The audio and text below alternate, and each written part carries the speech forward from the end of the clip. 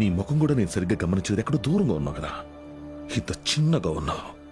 వచ్చి నన్నే ఊడిద్దాం అనుకున్నావా?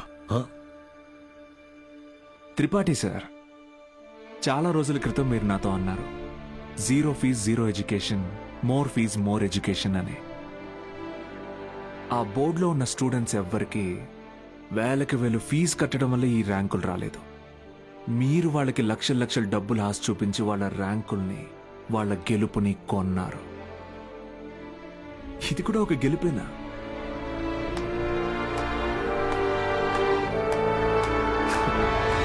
Okay sir, thank you sir, take care sir.